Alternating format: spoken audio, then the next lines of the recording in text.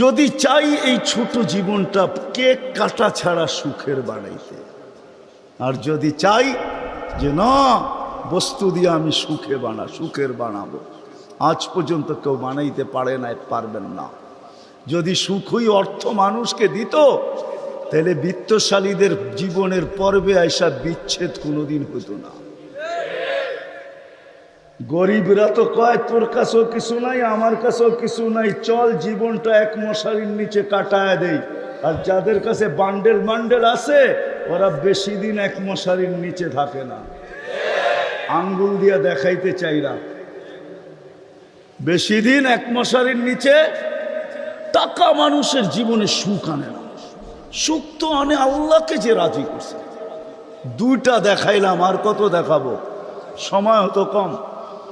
হাদিস থেকে দেখাইলাম, সত্য এটাই। হুজুররা তো হাসবে গাজীপুরের শুনলে। করোনার সময় সবচেয়ে খুশিতে আসিল হুজুর গো বউরা, বিশ্বাস হয় না?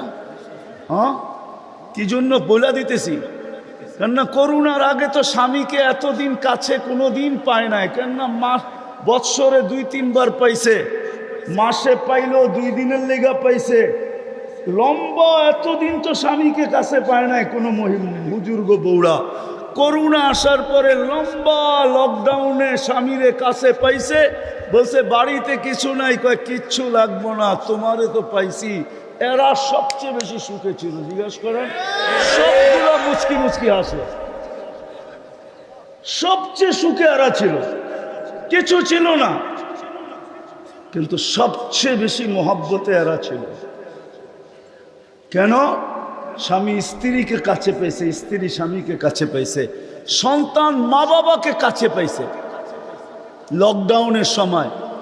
এখনো অনেকজনের বাড়িতে মাঝে মাঝে বলে, জিজ্ঞাসা করেন আবার যদি লকডাউন হইতো তাহলে ভালো হইতো, তোমারে কিছু সময়ের জন্য পাওয়া যেত। জিজ্ঞাসা করেন, এরা হাসতেছে, জিজ্ঞাসা করেন। অথচ সারা দুনিয়ায় হাহাকার ছিল। কি ছিল? কি ছিল? এদের হাহাকার ছিল না, আলহামদুলিল্লাহ। এরা বড় সুখে ছিল, কেননা আল্লাহ যেইখানে ওইখানে সুখ না হয় না, তো সুখ আসবে না, তো আসবে না কেন? আল্লাহ রাজি, রসুল রাজি, সুখ এইখানেই আসবে। বিদায় আসেন, কথা শেষ, আসেন। যদি এই জীবনটা সুখে থাকতে চাই, তাহলে আল্লাহ পাওয়া ছাড়া সম্ভব না।